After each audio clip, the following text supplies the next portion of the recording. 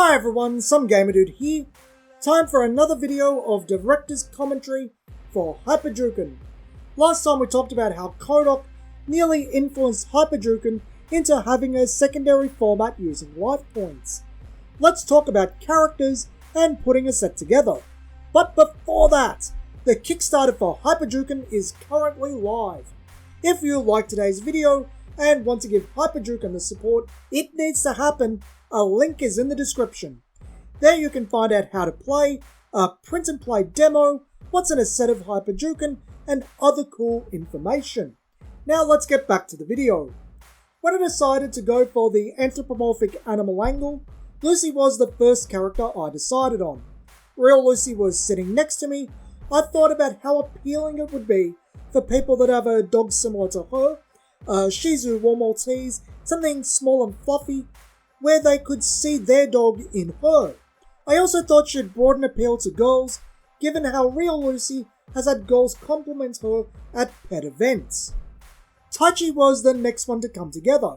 As people have noted, in English, Taichi is an anagram of Itachi, hence the name and the wind theme, Kama no Itachi, the sickle weasel.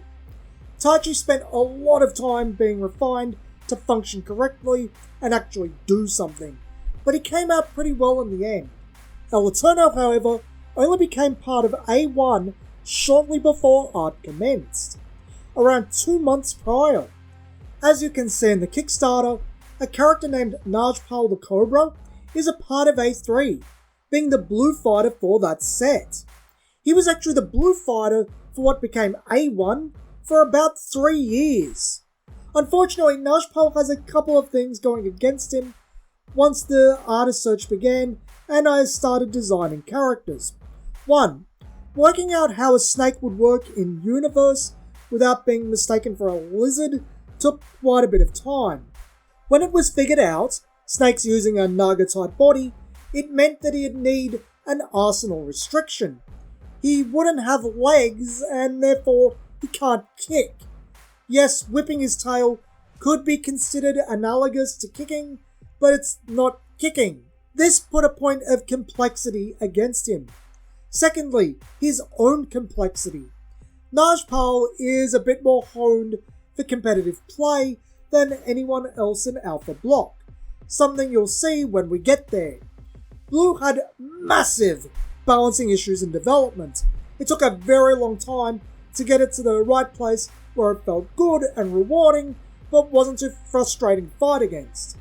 It was felt that for an opening set, for not only a block, but a game too, to have something like this wouldn't be a good look. So the choice was made to remove him from A1, salvage what could be salvaged, and then the hunt was on for a replacement. This started with a fighter that at the time was intended for A3 himself.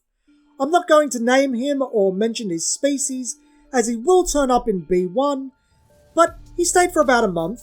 He didn't really fit into the paradigms of Alpha in general, as he was more tailored for Beta's mechanics, despite being a bit like Lucy in that he's not directly tied to a theme, he's just synergistic with it.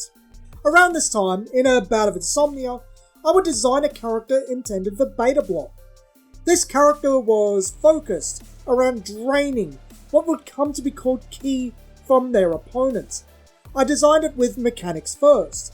The intended set called for a male, so I made him male.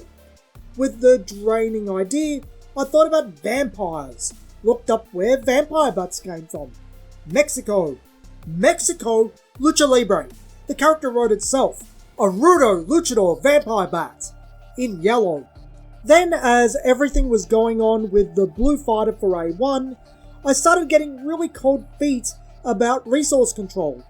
At least in the context of something that could put your opponent in a position of only being able to use level 0 attacks. I toyed with the idea in testing, and it just wasn't fun to go against. Miserable experience. However, I didn't want to scrap the concept of the Luchador Vampire Bat. I thought it was really appealing conceptually.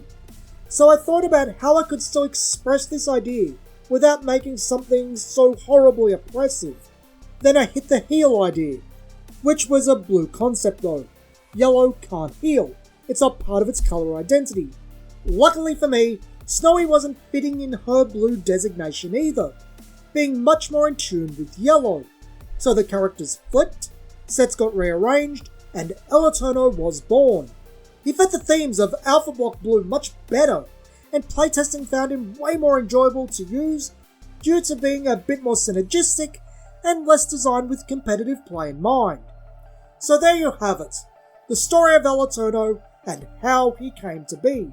Also an interesting story of how late minute things can come together.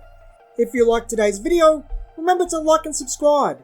Also look for the Juken official channel and subscribe to that. Till next time, this has been Some Gamer Dude, and thanks for watching.